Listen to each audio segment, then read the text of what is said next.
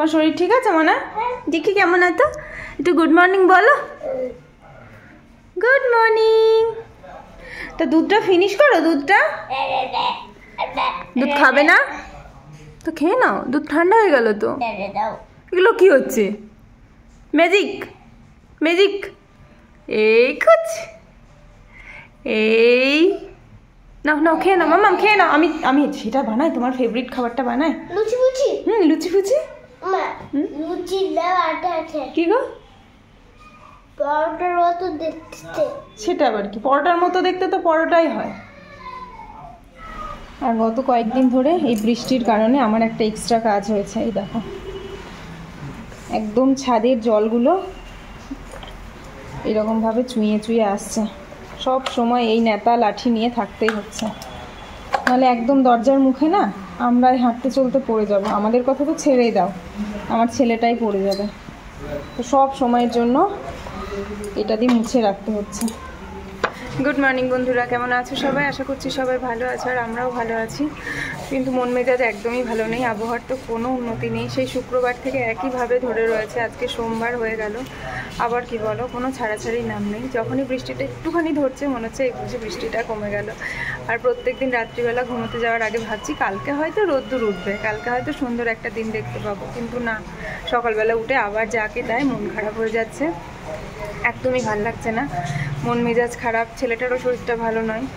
তো এখন বেলা 10টা মতো বাজে, দেখতে দেখতে তো বেলা কেটে যাচ্ছে। এমনিতেই লেট করে ওটা হচ্ছে কদিন যাবত, তার উপরে আবার একদমই ভালো লাগছে না। বরমশাইয়ের অফিস ছুটি ছিল, ভাবলাম যে এই 3-4টে দিন যে কোনো একটা দিন একটুখানি কোথাও গিয়ে কেনাকাটাটা করব। বাড়ি থেকে পা বের করাই যাচ্ছে না, সেখানে কেনাকাটা, পুজোর কেনাকাটা, একদমই কিছু দিয়েও শুরু হয়নি এখনো পর্যন্ত কেনাকাটা। কীভাবে করব বলো? কেনাকাটা, পুজো আসার জন্য একটা আবহাওয়া ঝলমল করবে, তবেই না মনে একটা আলাদা আনন্দ আসবে। সেই রকম আনন্দ তো নেই। আর এইরকম যে দুর্যোগের দিন চলছে, এইসব এখন মাথাতেও নেই। আগামীকাল তো আবার বিশ্বকর্মা পুজো, অনেকের বাড়িতে লক্ষ্মী পুজো হয়, কত আয়োজন বলো তো। কিন্তু এরকম বৃষ্টি হলে কি আর আয়োজন হবে, আর কি আর মানসিক শান্তি থাকবে? পুরো একদম যাচ্ছে তাই অবস্থা হয়ে যাচ্ছে। আবহাওয়ার না আছে কোনো পরিবর্তন, না আছে কোনো উন্নতি। সেই শুক্রবার থেকে একইভাবে অনবরত বৃষ্টি হয়েই যাচ্ছে। আজকে 4-4টে দিন হতে চললো। দেখো, কোনো উন্নতি আছে? কিচ্ছু না, একদম যাচ্ছে তাই অবস্থা। চারিদিক মনে হচ্ছে পচে যাচ্ছে। ঘরে থাকছি তবুও গন্ধ বেরোচ্ছে, এত নোংরা হয়ে গেছে চারিদিকটা। আজকে পাপা বেটু দুজনেরই বায়না লুচি হবে। তো লুচির জন্য তো ঘুগনি করতেই হবে। ঘরে ছিল রাজমা। দেখো, এই রাজমা আর মটন নিয়ে আমি খুব চাপে থাকি সেদ্ধ করার জন্য। এই দেখো, ভালোভাবেই নামাতে পেরেছি না, গলে গেছে না শক্ত রয়েছে, এরকম দানা দানা রয়েছে। আর তার সাথে 2-1টা আলুও দিয়ে দিয়েছি। হবে রাজমার ঘুগনি, আর তার সাথে হবে গরম গরম লুচি। ঘুগনিতে দেওয়ার জন্য যাবতীয় মশলা বেটে নিয়েছি। আদা, রসুন, টমেটো, কাঁচা লঙ্কা, সাথে হলুদও দিয়েছি। পেঁয়াজটা ভাজা হয়ে গেল, মশলাটা দিয়ে দিলাম। আর আমাদের তো বাইরে সেরকম কোনো কাজ থাকে না, বিশেষ করে আমার রান্নাবান্নাই করি সারাদিন। কিন্তু এখন না মন মেজাজ এতটাই খারাপ, ঘরের কাজেও মন বসছে না। তবে পেট তো আর কথা শুনবে না, ঠিক সময় মতো তার খাবার চাই।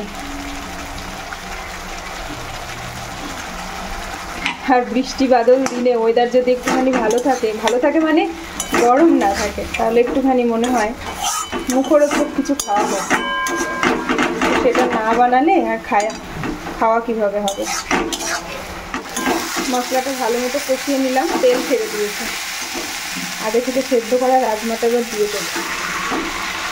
যে আলুগুলো দিয়েছিলাম একটুখানি ম্যাশ করে নিলাম হাতে করে, তাহলে না খেতে ভালো লাগে। আমি যে কোনো ঘুগনিতে ওই কুচিয়ে আলু দিই, এইভাবে করে। বলো বল, লুচি করছি বাবা, ঘুগনিটা করে নিয়ে করবো। ওই কুচোনোর থেকে এরকমভাবে ম্যাশ করা আলু খেতে কিন্তু ভালো লাগে, আর ঘুগনির টেক্সচারটাও খুব সুন্দর আসে। আজকে আমি ভেবেই নিয়েছি, শেপ যেমনই হোক না কেন, তেল দিয়ে লুচি বেলেই ছাড়বো। তাছাড়া আজকে ময়দার লুচি, ম্যাপ হবে, কোন দেশের ম্যাপ লুচিই জানে।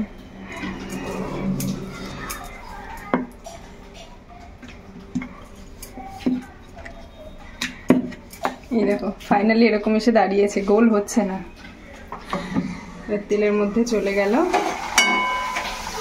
আজকে অনেক দিন পরে ময়দার লুচি খাওয়া হচ্ছে, মানে হবে আর কি।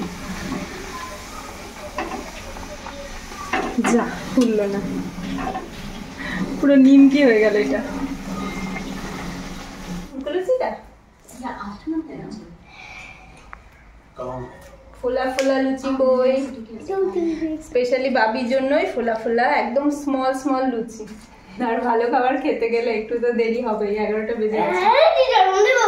আর এই হচ্ছে সুন্দর রাজমার ঘুগনি, দারুণ গন্ধ বেরিয়েছে কিন্তু। দেবো একটুখানি, দেবো একটু নিয়ে। বাদামের ঘুগনি খেতে না হেভি লাগে জানো, অল্প দিয়েছি, হ্যাঁ ঝাল একদম দিইনি। এটা বাদাম নয় তো, এটা তো রাজমা। বললাম হেভি টেস্টি। একদম মাথা পিছু ঘুরে ঘুরে যেটা পছন্দ করে তার জন্যই তরকারি। গরম খাও, বানিয়ে খাও, বাসি না খাওয়াই ভালো।